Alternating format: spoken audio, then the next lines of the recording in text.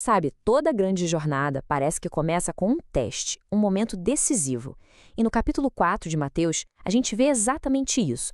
Não é só o começo de uma missão, mas é quase um modelo de como um propósito é forjado, primeiro no isolamento, depois no conflito. Vamos mergulhar em como essa história fundamental prepara o terreno para uma mudança que reverbera até hoje.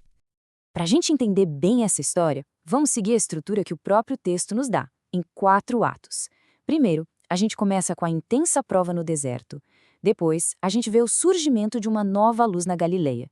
Na sequência, vem o chamado dos pescadores que forma a primeira equipe. E por fim, a gente acompanha o início da missão, quando tudo ganha uma escala muito maior.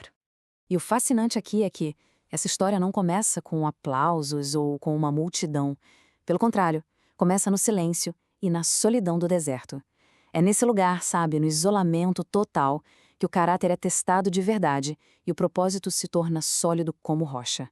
Esse primeiro ato é a base, a fundação invisível sobre a qual todo o resto vai ser construído. Tenta imaginar a cena: 40 dias e 40 noites em jejum, sozinho. O texto faz questão de dizer algo muito humano. No final desse período, ele sentiu fome. Ou seja, não é só uma provação espiritual, é um estado de extrema vulnerabilidade física. É o momento perfeito para o conflito começar. O que acontece em seguida não é um ataque qualquer, um ataque aleatório. Como a gente vê aqui, são 3 desafios bem específicos e que vão crescendo em intensidade. Cada uma dessas tentações é, na verdade, uma pergunta fundamental sobre a natureza do poder e o verdadeiro propósito da missão de Jesus. A primeira tentação ataca direto na necessidade mais básica, a fome. A proposta é bem direta. Use o poder divino para resolver um problema seu, um problema pessoal. Mas repara na provocação sutil que vem antes. Se você é. É um teste não só de poder, mas de identidade. E a resposta aqui, ela define o tom de toda a jornada que virá pela frente. A mensagem é muito clara. O propósito vai além da necessidade física.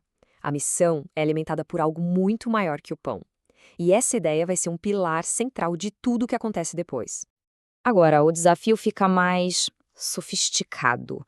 O diabo usa a própria escritura como arma, torcendo o sentido dela para justificar um ato de puro exibicionismo espiritual.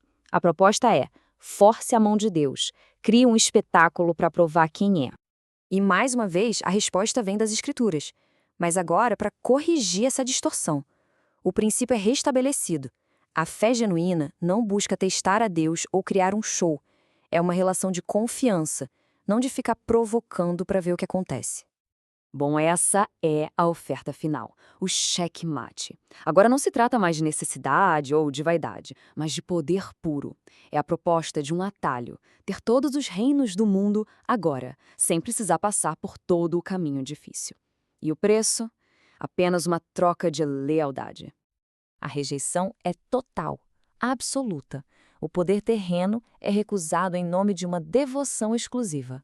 Com essa escolha final, o conflito termina.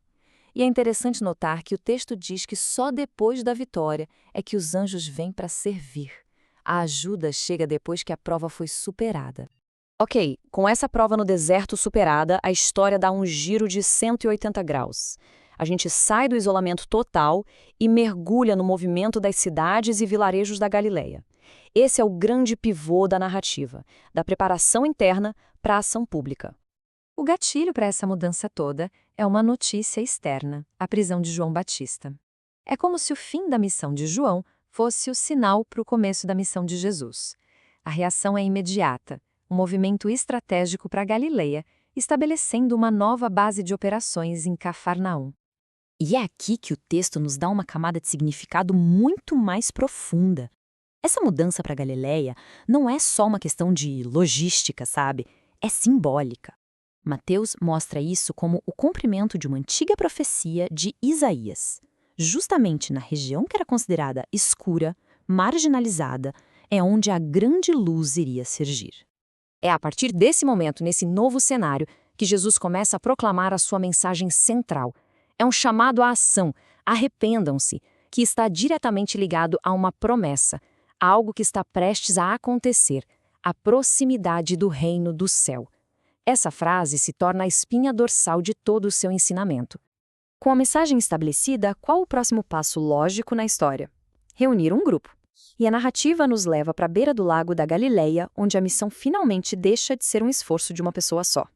Aqui a gente vê o chamado dos primeiros seguidores, e a abordagem é simplesmente brilhante.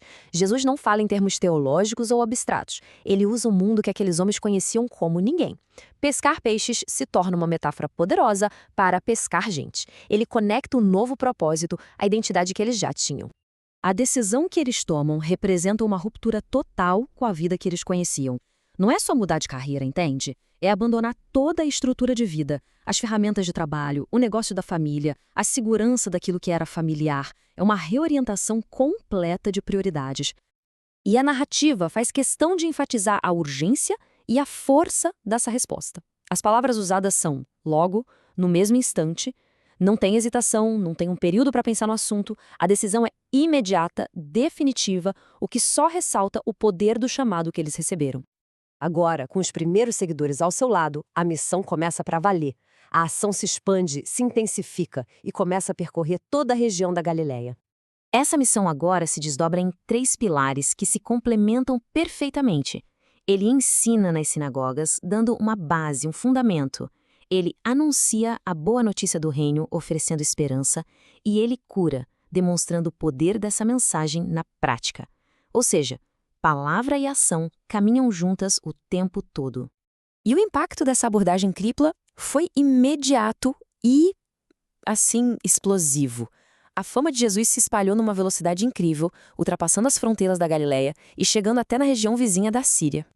Dá para ver aqui um ciclo claro de causa e efeito, né? As pessoas traziam quem estava doente, as curas aconteciam e a notícia dessas curas se espalhava, o que acabava atraindo multidões cada vez maiores. O crescimento não foi só geográfico, foi exponencial. No final do capítulo, a transformação é completa. Aquela figura solitária lá do deserto deu lugar a um verdadeiro fenômeno público. Um centro de gravidade que atraía multidões de todas as regiões ao redor. A jornada que começou no silêncio, agora ecoava por toda a terra. O que nos deixa com uma questão central para pensar. Este capítulo inteiro é sobre transformação radical.